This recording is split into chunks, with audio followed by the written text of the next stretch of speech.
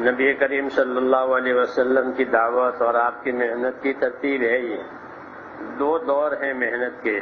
ایک مکہ فتح ہونے سے پہلے کا دور ہے, ایک مکہ فتح ہونے کے بعد کا دور ہے. جب مکہ فتح ہو گیا تو کام آسان ہو گیا, اس لیے کہ عرب کے قبائل اس کے انتظار میں تھے کہ کیا ہوتا ہے رسول صلی اللہ علیہ وسلم کے درمیان میں اور قریش میں. جب مکہ فتح ہو گیا تو قریش کی طاقت ٹوٹ گئی اور حق آسان ہو گیا قبول کرنا, ورنہ اس کی وجہ سے لوگ ماننے میں آگے پیچھے ہو رہے تھے, کیونکہ یہ قریش پیشوا تھے, یہ سردار تھے, یہ چودھری تھے, ان کی وجہ سے رکاوٹ تھی. اب لوگوں میں نرمی آ گئی اور وہ طلب ان میں پیدا ہو گئی. اس لیے حضور صلی اللہ علیہ وسلم نے فتح مکہ کے بعد اپنے ساتھیوں کو دعوت دینے کے لیے مختلف جگہوں پر روانہ فرمایا تاکہ وہاں جا کر کے ان کو اسلام کی دعوت دے, پھر ان کو سکھاوے اسلام. خالی دعوت دے کر نہ چلے آئیں بلکہ رہیں وہاں, لوگ ان کی صحبت سے فائدہ اٹھائیں, ان سے احکام سیکھیں, ان سے سنتیں سیکھیں, ان سے قرآن شریف سیکھیں. اس طرح صحابہ دعوت دیتے تھے, خالی مسلمان بنا کر کے نہیں چلے آتے تھے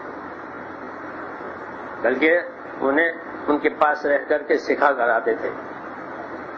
اس لیے لوگ ان کی صحبت سے فائدہ اٹھاتے تھے, ان کی محنت سے جو ہے ان کی محنت سے دین کے طریقے ان کی زندگیوں میں آتے تھے. محنت بھی دیکھتے تھے, صحبت بھی ملتی تھی, اور یہی دونوں مؤثر ہے دینداری میں کہ آدمی کو صحبت ملے. کن کی کہ اچھے لوگوں کی, جاننے والوں کی, بڑوں کی, تو صحبت بہت مؤثر ہوتی ہے. دوسرے نمبر میں اب اس کی اپنی محنت ہوتی ہے کہ خالی بڑوں کے پیچھے پیچھے چلنے سے کچھ نہیں آتا. ہاں, بڑوں کی راہ لے, بڑوں کے طریقے اختیار کرے, ان کا طرز حاصل کرے, پھر اپنی محنت بھی لگاوے. یہ دونوں باتیں جمع ہوتی تھی, صحبت, محنت. اب کوئی کمی نہیں رہ جاتی تھی, اپنے اپنے استعداد کے مطابق لوگ ترقی کرتے تھے اپنے دینداریوں میں.